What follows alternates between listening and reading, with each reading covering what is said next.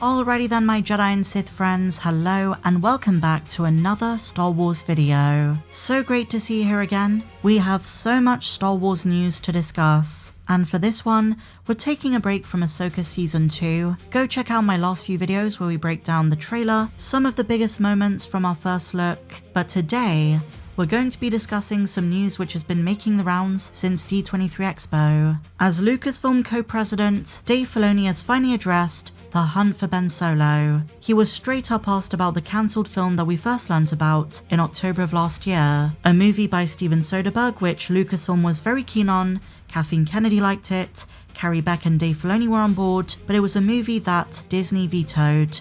That's the old Disney. Not Josh D'Amaro, but in the days of Bob Iger. Now, whether you like the idea of the film or you don't, I think it's pretty safe to say that Disney handled it awfully. Not so much the cancellation itself, but they waited months to even read the script, and when they finally got around to it, they never really gave it a chance. They simply said, "We're not bringing Kylo Ren back from the dead, so the answer is no." Lucasfilm was disappointed, Steven Soderbergh was heartbroken, and since we first learnt about it, there has been a loud, passionate fan movement to save the hunt for Ben Solo. And it seems as though Lucasfilm is very aware of it. Dave Filoni was ready for those questions. But here's the thing.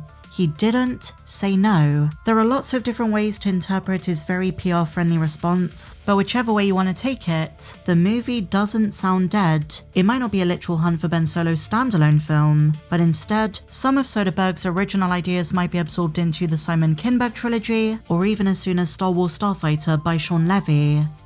And this is where the events of D23 become very important, because for the longest time, fans assumed that Adam Driver's relationship with Disney had soured. After they cancelled the hunt for Ben Solo, people assumed Adam Driver was done with the mouse. Kevin Feige even recently said that Adam turned down numerous roles for the MCU. But this past weekend, all of that went out the window, because it's been announced that Adam Driver has been cast as Mr. Sinister in the X-Men reboot. And some fans are interpreting this as a very good sign for the Ben Solo flick. Why? Because first of all, it's a good sign that Disney wants to work with him again. And second of all, he was at Pinewood Studios to film his announcement, a production facility that's been central to most Star Wars films since the Disney acquisition. And days ago, he was spotted having dinner in London with Steven Soderbergh. So the two of them are meeting once again. Could it be to discuss future collaboration? Is it to do with the hunt for Ben Solo? Or something else? Was it just a friendly catch-up? It could just be a coincidence, nothing is confirmed, but a lot of people are starting to connect the dots. And if we put on our conspiracy hats, I wonder if Lucasfilm is preparing us for some kind of announcement at Star Wars Celebration. And further evidence of this comes from Dave Filoni himself. Just like Kathleen Kennedy in her goodbye interview when she stepped down, Dave just couldn't bring himself to say that the movie is dead. Instead, his choice of language is interesting, to say the least, and he seems to beat around the bush, implying that something might be in the works. The thing with Dave is that he's very charismatic. He's also a major tease when it comes to future plans, but when something is not happening, he just flat out says it. In this instance, where he responded to two separate interviews, one with Deadline and one with Variety, he's got a huge smile on his face, and it's clear that he knows something that he can't say at this stage. While laughing, he says, "Here we go. It's not here. You won't find it here. The Force is not with us in that regard. I love the love you feel for it." And his phrasing is very interesting because in this one he says you won't find it here, and in a separate interview, he uses the words "not right now." So it's not a no. It's just not the time and place for it. It sort of suggests that maybe there are conversations happening behind the scenes, and maybe there are plans to incorporate it into the trilogy, maybe it's going to be turned into an animated project, a limited series, who knows? But he doesn't say no. And Star Wars fans, especially those who want Ben Solo to come back, are losing their minds over this. When Dave says you won't find it here, he might be suggesting that now, at D23 is not the time and place, but that there might be a future announcement.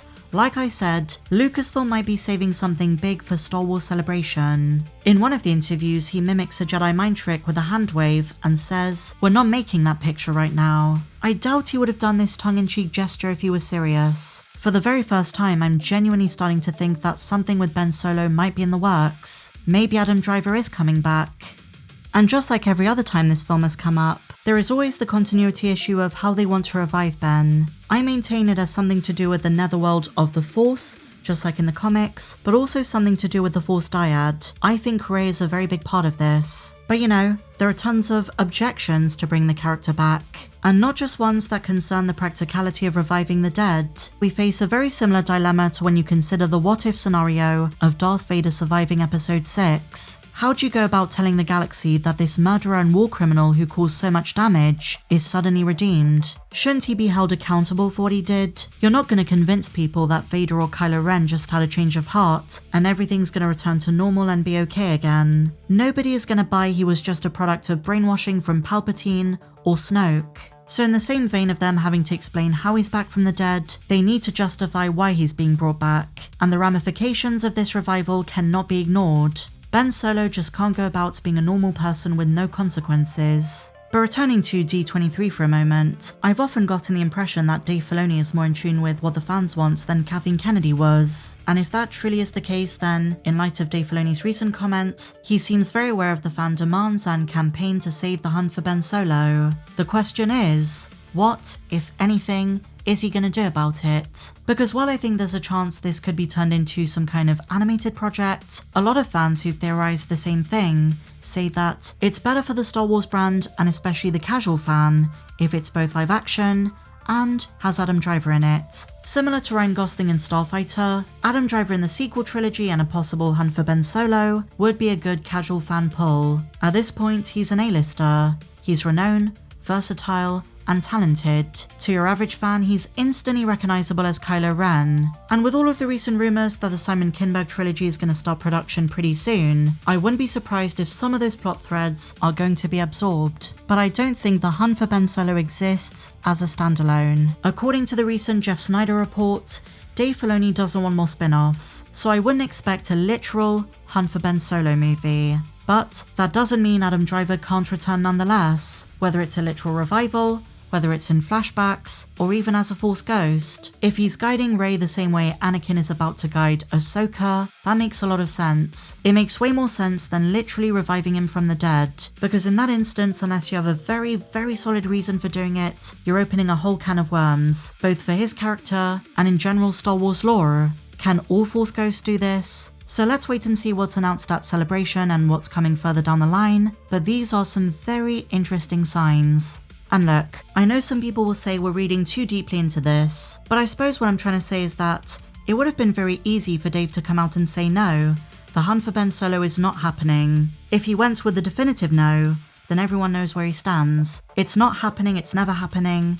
And while some people would have been very upset, at least we could put the matter to bed. But instead, Dave is laughing about it, he's joking about it, he's using a handwave Force mind trick, and using terms like not right now and not here today. And Dave knows what he's doing. He knows Star Wars fans better than most. He knows we're going to talk about this, theorize about it, and he's pushing the can a few months down the road. I think it's for a very deliberate reason. It was certainly one of the more surprising comments at D23. But what do you guys think? I ask you, do you want to see Adam Driver return as Ben Solo? Share your thoughts on all of this in the comments. And if you enjoyed this video, my friends, please be sure to give me a big fat thumbs up, subscribe if you're new, and I'll see you next time. May the Force be with you, always.